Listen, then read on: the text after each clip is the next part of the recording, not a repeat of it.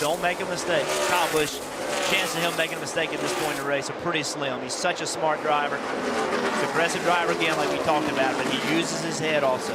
That last lap, Kyle Busch had the second fastest lap. Joey Logano had the first fastest lap. They're running 1 and 2. The difference wasn't enough to make a difference in the gap. It's still 2 seconds. And I know people at home are saying, why are you running that fast? Because he's in his rhythm. He's in the rhythm that he's comfortable with. A lot of times when you try to back up and slow down, you actually make mistakes. I don't like to see a driver get really slow. I like to see him run the line that he's comfortable with, use the throttle, use the brake, just like you've done all race long. You don't have to be crazy aggressive, but don't throw yourself off your rhythm.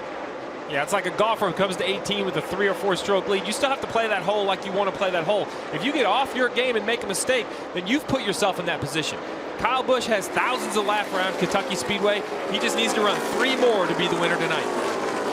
3 more laps for Kyle Busch. Why is Joe Gibbs Racing and Penske so good at this track? They've won the 4 previous races. Now it looks like they're in position to win the 5th.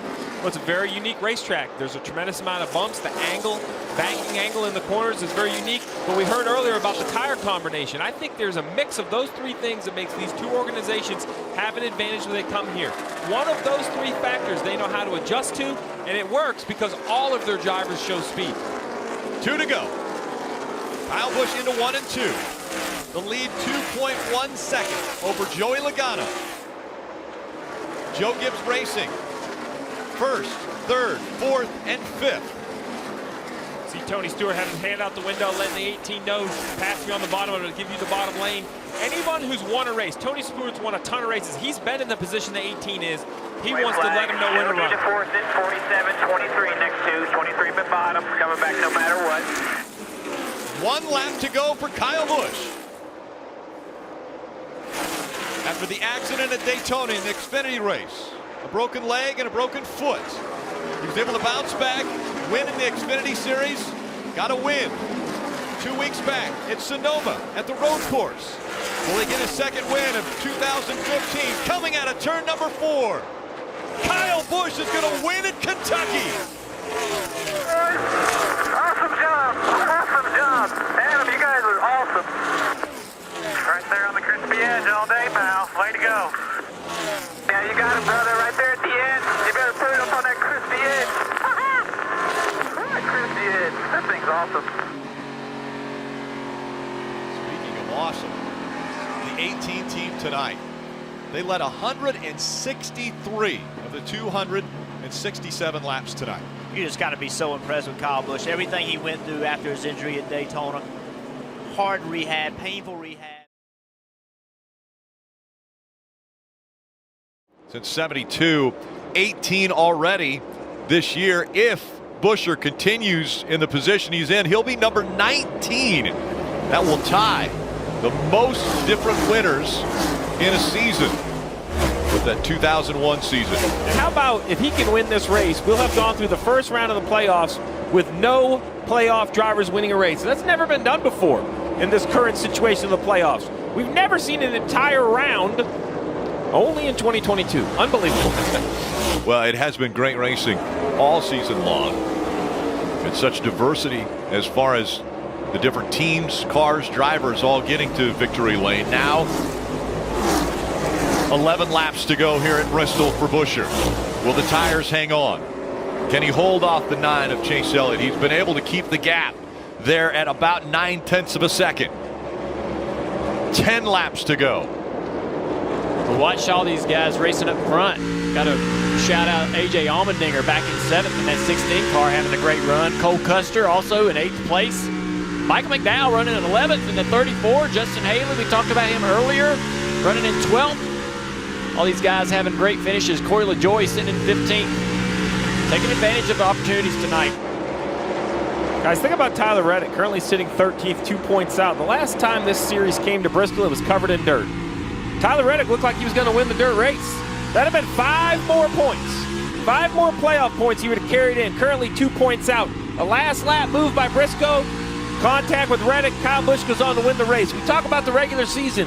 Race wins, stage wins, how they matter. The last time to Bristol, if this car goes to victory lane, he's currently +3 on the cut line, not -2. All the way back in the spring is going to affect Reddick's opportunity to advance in the playoffs. Yeah, every driver looks at that one spot, that one position that they lost somewhere in the season that might not allow them to advance. And it's been a tough day for Richard Childress Racing. Under 6 laps to go. Both Reddick and Austin Dillon below the cut line. Cindric's above it by 2 points. Under 5 laps to go. A milestone start for Buescher. 250th start. As now 4 laps to go.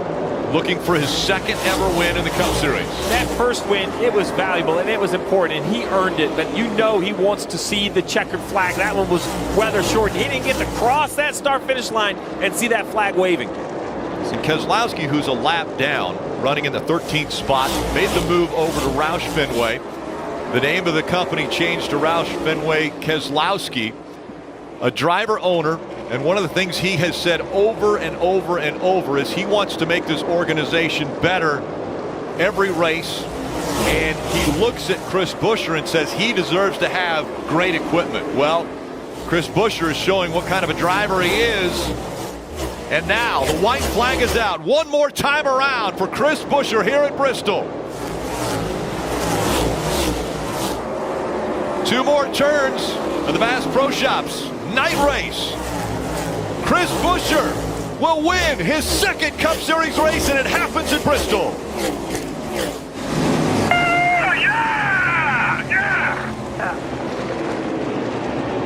That's awesome. Good job, guys. You hear him almost out of breath. I hope Jack Roush is here tonight.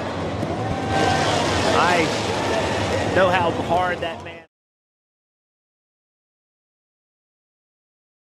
Just made it inside of the commit box. Okay, both those cars are off. Green, How green, green. about this? Brad Keselowski carrying the 1995 to 2000 Castrol Tom's Super GT car paint scheme. He's going to try to bring it to victory lane over Ty Gibbs. Yeah, we talked about how the complexion of this race could change in a heartbeat, and we've seen it twice now. So we've got Keselowski first, Gibbs second, Josh Berry running third. What a result for Berry over Hamlin and Briscoe. SHR with 2 of the top 5 now. Man, Reddick sent it. He sent it, boys. Well, I think what he did was he anticipated clearing him. I think he sent it in there to do a slide job and then was a little bit short. So, you know, you see Buescher down the racetrack right here, and Reddick's like, I got to go, and tries to dive it in there. And I think he wanted to slide up in front of him, but you see Buescher bounce off the wall, and he knew he needed to pinch him, just like Brad Keselowski pinched him earlier. The reason he bounced off the wall, he throttled back up and tried to stay in position, knowing he had to hit the wall. Man, both cars have right rear flats. Unbelievable. Laid it right back in Brad Keselowski's hands. 110 races it's been since he's last won. Remember when the stat guys told us the stage 2 winner with this next gen car had never finished better than 25th here? It bit Reddick. Yes. It did. Stat guys rule. Matt McCall, Brad Keselowski. I think all of that was set up by how hard Brad Keselowski ran the 45 on that last restart. Well, I think it. Look, the 6 and the 45, they got together and made that same mistake, and they got away with it without having flat tires. And then you see, the 17 and the 45 make contact, and they both wound up with flat right rear tires. So, the 6 and the 45 got lucky, but it worked out for Brad. Now, more bad news for Tyler Reddick. You have to have all 4 tires completely inside the commit box to have a legal pit stop. He did not. So commitment line violation, had to do a pass-through penalty. Well, we were watching it as he pitted there, and it looked close out the window. Yep. Unfortunately, he didn't. You could hear yesterday after qualifying Brad Keselowski's just unbridled desire to win and know how close they are. And it's all paid off right here today. Well, the thing that I love about Brad Keselowski is he went to RFK, and said, I'm going to turn this place around. And he is that type of leader and person and has made this company better. He spent so much time working on making the company right, and he hasn't been to victory lane, but he's been fast enough to. Don't give him this win yet. This Gibbs is coming. Ty Gibbs is coming, ladies and gentlemen. The last lap, Gibbs was 0.3 faster. He's 3/4 of a second behind with 3 to go. Well, I'm bad at math, Mike.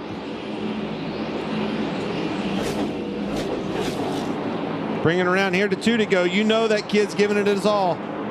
Ty Gibbs trying to become the first-time winner at Darlington since Regan Smith.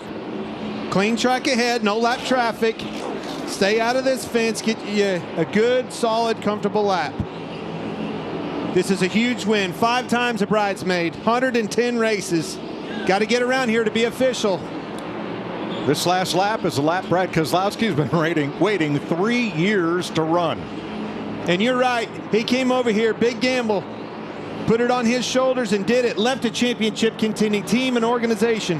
White flag, 1 lap to go, sponsored by Credit One Bank. Well, Brad Keselowski is 4 corners away from getting back into victory lane. He has done a fantastic job. We knew that this was a style of racetrack, and we knew he had a good car yesterday. He qualified well, and that put him in position to do exactly what he's done today. RFK, they're here. They're back. Both of those cars were a factor, and it's Brad Keselowski. So happy for this guy. 3 years of trying. Since Talladega, April 21, Brad Keselowski wins the Goodyear 400. 36th career win. Ford's first win, too, by the way. Well, they have definitely made a whole bunch of ground from where they were 10 weeks ago. Appreciate it. Hell of an effort today. A lot of drama at the end. Way to get through it, TJ. Appreciate your help. Gibbs is catching Denny Hamlin. Oh, excuse me. That is Reddick to the inside with that same paint job. Those monster cars, they get us confused. That's for sure.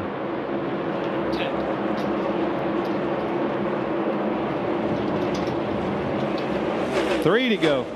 Well, we talk about Kyle Larson and his dominance at this racetrack, and you talk about hard to pass. You talk about all the different things of whatever you want to talk about, but he has just made a living out of going fast here at Bristol Motor Speedway in another dominant day as we see a battle for 3rd place here between teammates. Gibbs and Briscoe with 2 to go. For Larson, I know he's got to be thinking about this truck race now. I mean, so close to the sweep. Finished second, had a chance to win it. Late caution foiled his chance, or he would be grabbing the broom that Kyle Busch has used here twice, sweeping the weekend. And that's what he's after. He wants one of those bad. He's tried at Homestead, tried here, so close. The goal today was to win one for John. In the memory of John Edwards, Kyle Larson dominates and wins Bristol. Congrats to pit crew, too. Denny Hamlin, 2.3 seconds back. Ty Gibbs, a great finish, edges Chase Briscoe. Ryan Blaney up into the top 5 at the finish. Byron holds the point lead over Hamlin and Bell. It's the 31st career win for Kyle Larson, 5th among active drivers, and his 3rd win at Bristol. He's won half the last 6 races here, including the last 2. Yeah, absolutely. This one's definitely for John. Hard way, make him run the lower, more bound up around the bottom. Right now, the 22, Joe Logano, in front of the 24 of Byron, is running that high line. And Logano is on the lead lap, so motivation there to try to stay on the lead lap in case a caution would come out. You might have something to say at the end of this race to gain some positions. We'll see how Logano races Byron as they close on him. Chastain, I'm sorry, Dale. Chastain has almost cooled his stuff a little bit. Remember that one time it went wrong? I think it heated his tires up. He feels like he's inching back in. Look at that 22, though. Is that going to be a problem for either one of these guys as they close in? The 22 not really shading down the racetrack to give them that clean air. It's going to start to affect this 24 car eventually in the next corner or two. Williams doing a really good job backing up the entry and really really motoring through the exit of turn 2, creating a lot of momentum, keeping that one car out of striking distance. What you're seeing is why William Byron was extended just this week for Hendrick Motorsports. Although the 24 runs low, gives that cleaner air to the 1. Yeah, the 24 ran low, and so did the 22. That's going to cost William a lot of time. The 1's coming, closing that gap. What happens down here? I think the 22 was trying to give William the top of the racetrack. Logano to the middle of the racetrack. 24 up high, clean air for him there. He's like, come on, Joey, just get out of the way. Pull over. Joey now to the top of the racetrack. I don't think Joey knows what lane to run to get out of the way. Yeah, it's tough. Not really creating much of an opportunity yet for Chastain. 7 to go. Been racing for 4 hours and 20 minutes. And now you've got to execute. And to make it more painful for Denny Hamlin, he's left pit road and sees these 2 leaders out in front of him. He's a lap down and looking at the battle he wishes he was in. I think it'll have to be something drastic, I believe, to give this one car. I think Chastain's used everything up. But look, the 24 trying to go low. A lot of speed right there. Chastain can't quite capitalize, though, but he's right there. Wow, he's got a shot. Denny Hamlin is there, and here comes Chastain. Chastain to the inside. Ross Is it a slide Chastain job? drives down low, slides up high. Is there room? Oh, the 24's Ross in the wall. Chastain to the lead. Unbelievable. And the lap traffic is what did it. Now Chastain has to go on the offense. But he has to watch that mirror. He's got still 2 cars in front of him. Can 5 he keep laps the 24? to go. Can he keep that 24 behind him? It all started for me when the 24 ran the middle of 3 and 4. I liked it better when he was on the top. It hurt his momentum, and then it was messy down the front stretch. But the 24 is not going away.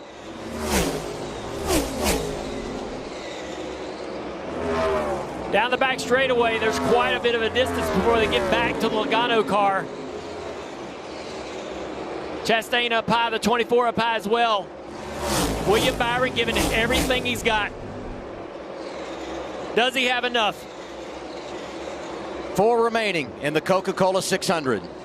Remember earlier, Hamlin passed Byron, and Byron got him back before the end of the stage. So we have seen this play out once tonight. Here comes Byron, good speed right there. Closed it a couple of car lengths down the back straightaway. Closing even more, another half a car length down the back straightaway into turn 3. Byron in the gas, down to 4 car lengths. We'll see more lap traffic before it's over. 3 to go.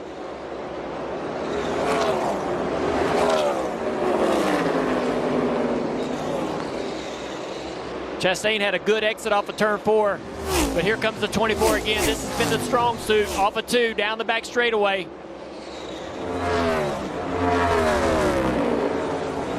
William dives into 3. Really, really deep into turn 3 there. Oh, I think it worked. I think he's got to keep the gain down the front stretch. He lost a little bit off the corner there, but you're right. Bit of a net gain. Definitely gave Chastain something to think about, right? Now Chastain has to look for that, defend for that.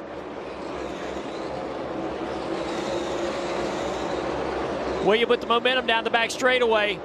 He's going to probably try that again, Steve. See if he can drive down into 3 a little bit deeper. He almost gets there. Chastain gasses up. Here they come, back to the white flag. 1 lap to go, sponsored by Credit One Bank. We've had 3 last lap passes in the history of the Coke 600. Chastain in front of Byron. Byron closing the gap even more off of turn 2. He's in the wall, though. Just trying for everything and running out of racetrack. Into 3 and 4 for the final time. How about it? From the back to the front, Ross Chastain wins the Coca-Cola 600. Oh, 600, baby! 7! Yeah! A world 600, yeah! You're damn right. Hell of a drive, man. I hope you like watermelon. Thank you for working all damn night. With your Memorial Day picnic, because we're about ready to smash one on the front straightaway. What an effort for this race team, and what a moment for them just when they needed it. A backup car, a brilliant drive through the field, a career day, the biggest win of this young man's career. Huge for Trackhouse Racing. 32 years old from Alva, Florida. Justin Marks gave him an opportunity, and boy, has he delivered. Done so many impressive. Getting into turn one because the top is better. Make it 3 wide, jump in the top and see if I can make something happen. The only question I have about 3 wide is the track clean enough for it to work with all of the tire debris up there high? Look, in this line here on the top side, behind Keselowski, you see that black and yellow Toyota Camry? That's Corey Heim. He's never raced a Cup car here. The Truck Series sensation is in the mix of it, is in the thick of it at the end of the Bass Pro Shops night race. In the last great Coliseum, we're about to see an epic fight over these closing 4 laps. Go. Carson Hocevar takes the field green. Zane Smith has the inside run. Bell is pushing. Look at that 20. The 2 youngsters go high, and Bell goes straight through to the lead. Christopher Bell, when it counts most. And Keselowski goes through on the inside. 3 laps to go for Christopher Bell to win in the playoffs. He won 3 races in succession earlier this season, and there's been a lot of frustration. He went berserk on the radio after the race last weekend with frustration and disappointment and anger, and now he's only 2 laps from victory in the playoffs. Joe Gibbs Racing has dominated these 2025 playoffs with Chase Briscoe, with Denny Hamlin, and now it's Christopher Bell, who's 1 lap to go, thanks to Credit One Bank, away from victory. But Keselowski's not done with yet. Here comes Brad. Hits him hard. Good, perfect. Stay Bell on, dude. sustains it, and Bell's gonna drive to victory. How about that? Christopher Bell in Bristol. That was beautiful. He's turned frustration and anger into victory in the space of a week. Guys, way to never give up despite a little adversity this year in these playoffs, man. Proud of you, Bell. Proud of you, boys. Excellent job. Proud of you guys. 1, 2, 3 for JGR in the 3 playoff races. Stevie, let's have a look at it again and watch that 20 fly. Yeah, they both get a great acceleration in lane 2. They go down into turn 1, and the 20 just, they're not even a really big shot. A little push on the 38 who goes up the racetrack into the 77. I'll be honest, live, I thought it was a way bigger shot from the 20. It really wasn't. Zane Smith didn't make the corner very well. The 20 gone, but I will tell you, Brad Keselowski made him earn it. Got to his... Every one of them than he is. And this racetrack has changed a ton. You see all the shade right here on the front straightaway all the way through turns 1 and 2 to the exit right here. So makes a big difference. And you know this as well as anybody, Clint. When you start this race here and then you end it, the handling characteristics are always drastically different as much as anywhere we go. Kyle Busch going a 2nd lap down in the 8 car. This battle for 15th, Ross Chastain, Tyler Reddick moving up on Ross. And still got some work to do on this 45 short track program here at Martinsville. We heard Bubba Wallace talk about his struggles and the things that he was having to deal with today, and the 45 car has kind of been in the same boat. Still, Reddick will lead here with a sizable point lead on the strength of 4 wins in the first 6 races. And that's what you got to do on these days. You can't lose your cool. You got to be able to know that things aren't going your way and just take what it'll give you and not put yourself in a position to get your car tore up. Denny Hamlin's going to be half a second back with 5 laps to go. Going to need to make up a 10th a lap just to get to Chase Elliott, let alone pass him. Well, we got some more opportunities. We got Custer, Zilich in front of him yet.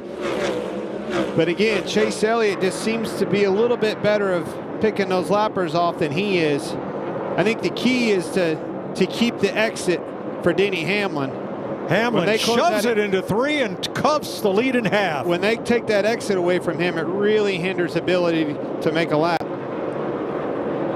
He gained a 10th that lap, 4 to go. Yeah, and all Denny Hamlin is thinking about, just get close enough so I can use this front bumper right here. There's a good exit. Elliott needs to make quick time of Custer. Then he's got Zilich in the low groove right now. Allen's wondering what that Chevrolet is doing. Need that one out of his way. And Zilich goes high. This is exactly what I need. 2 Chevrolets in between me. Get clear of him. Elliott underneath. Hamlin comes in low. He's within 2 car lengths.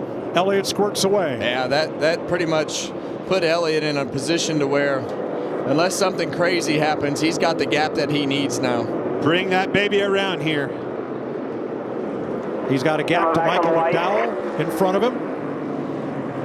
And it's the 48 behind, going up high and out of the way. White flag waves, 1 lap to go, sponsored by Credit One Bank. And as they do every year, Hendrick Motorsports finds a way to put themselves in a position to win. And today it was Alan Gustafson with that pit stop. That'd be 31. Heartbreaker. 292 laps led by Denny Hamlin. Off turn 4. Chase Elliott gets his 2nd career win. 22nd career win, rather. Winning Martinsville for Alan Gustafson and Rick Hendrick and Chevrolet, breaking a 6-race drought to start the season. Well, the best way to put the end to all that conversation is to be able to put your cars back in victory lane. Story's over. Boy, went for it, made a gamble, paid off.